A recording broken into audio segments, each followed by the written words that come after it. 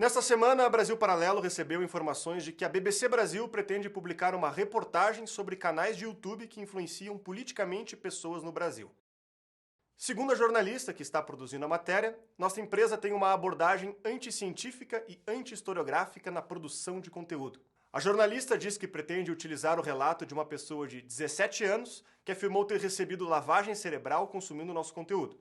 Há também o depoimento de uma pessoa que, teoricamente, viu a sua mãe se transformar radicalmente depois de ter contato com o nosso conteúdo. E, por fim, também será citada uma única escola onde um grupo de pais teria rejeitado a iniciativa de um professor de ter transmitido conteúdos da BP para os alunos. Essa é a nossa resposta na íntegra e nos sentimos mais confortáveis em abri-la para vocês. Ficamos bastante surpresos com as afirmações relatadas, pois elas não encontram nenhum respaldo na realidade, como ficará claro a seguir. Todos os nossos conteúdos disponíveis no YouTube têm índice de aprovação altíssimo, com 98,8% de likes contra apenas 1,2% de dislikes. A relação entre comentários positivos e negativos na plataforma segue o mesmo padrão, o que pode ser facilmente comprovado em consulta a qualquer um dos nossos documentários postados até hoje.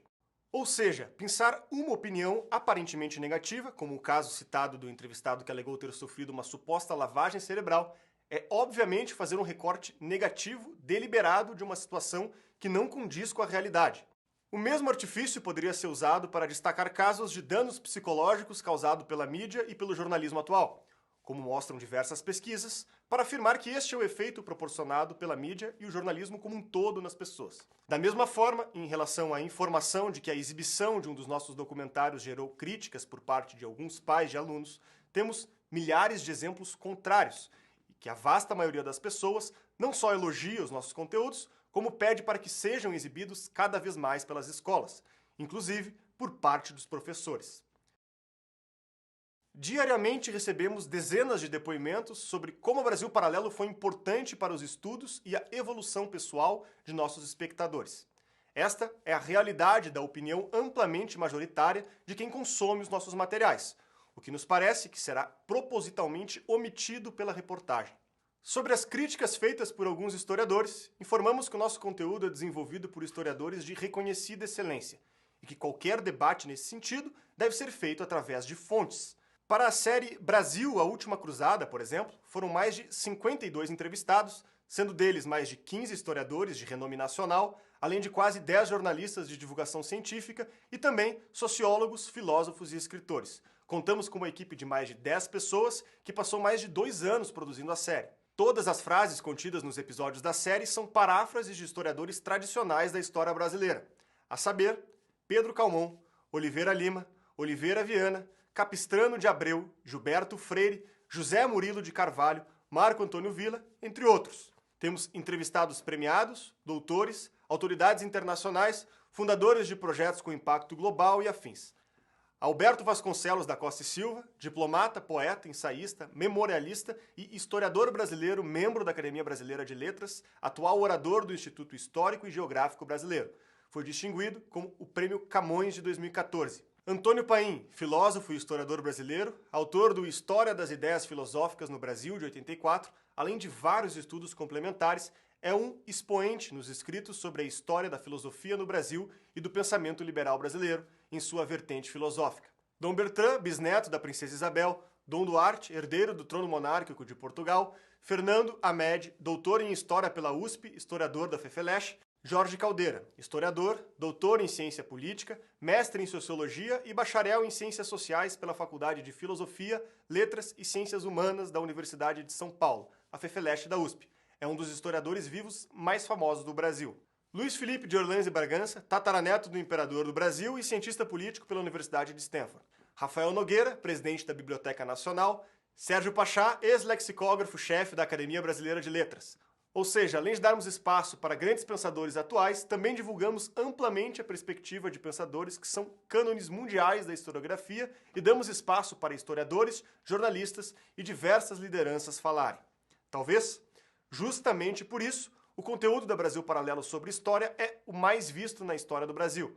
Para dar um exemplo do nosso esforço, vale citar a experiência que tivemos quando fomos na sede da antiga Polícia Secreta da União Soviética no leste europeu, a STB. A presidente da instituição nos disse que éramos a primeira empresa de mídia brasileira a procurá-los em décadas, desde a reabertura da biblioteca como museu. Nenhuma universidade também jamais os procurou. Sobre a origem de nossos recursos, como já expomos inúmeras vezes, reafirmamos que a Brasil Paralelo nunca recebeu qualquer valor de dinheiro público e que também não conta com investidores privados. Praticamente 100% de todo o faturamento até hoje é advindo da venda de nossas assinaturas. Oferecemos diversos tipos de assinatura para uma base de clientes extremamente pulverizada. Somos uma empresa séria que emprega 140 funcionários e preza pela satisfação de seus clientes. Por fim, gostaríamos de reiterar que as informações sobre a reportagem já reveladas são suficientes para concluir que a matéria será feita de forma totalmente enviesada e com a falácia lógica anticientífica. Um exemplo da falácia retórica utilizada pela jornalista é o seguinte: Carlos não presta, Carlos é homem, logo, nenhum homem presta. A própria jornalista certamente já conhece essa falácia, pois escreveu uma matéria chamada "Por que dizer tomei cloroquina e por isso me curei", como faz Bolsonaro, é uma falácia e não prova nada, onde explora com muita persuasão por que essa falácia não pode ser utilizada como comprovação de nada. Nos impressiona que a jornalista tenha esquecido tão rápido, em apenas um mês, as premissas do que divulga. Fica explícito o objetivo político da reportagem, que tem premissas claramente anticientíficas e anti-historiográficas. Ademais, é possível constatar que a jornalista, em sua conta do Twitter, em vez de se reservar a noticiar, tem diversas publicações de militância política e parece estar buscando fazer o mesmo com esta matéria. Fosse uma jornalista séria, as alegações se dariam baseadas em fatos concretos e não em adjetivos abertos. Se algum historiador tem objeção ao nosso trabalho, será muito bem-vindo ao diálogo. A historiografia é uma disciplina aberta ao debate e em constante dialética, mas é preciso demonstrar qual afirmação está sendo contestada, com que fonte e por quê. Dito isto, dizer que somos anti-historiográficos ou anti-científicos é uma grande fake news, sem espaço para subjetividade ou opinião. O nosso conteúdo não faz parte de nenhum grupo político, de nenhum partido ou de uma ideologia. Ele é cuidadosamente produzido com total comprometimento na busca da verdade, para ser entregue a todos os brasileiros. Nesse sentido, nossa equipe está pronta para desmistificar e expor todos os pontos de desinformação que constarem na reportagem, com checagem de fatos minuciosa. Além disso, nosso corpo jurídico estará atento e tomará as medidas cabíveis caso sejam identificados atos de calúnia, injúria ou difamação. Essa é a nossa resposta na íntegra e nos sentimos mais confortáveis em abri-la para vocês. Lembrando que nesta segunda-feira, às 8 horas, vai ao ar a nova Brasil Paralelo. Contamos com vocês e até breve.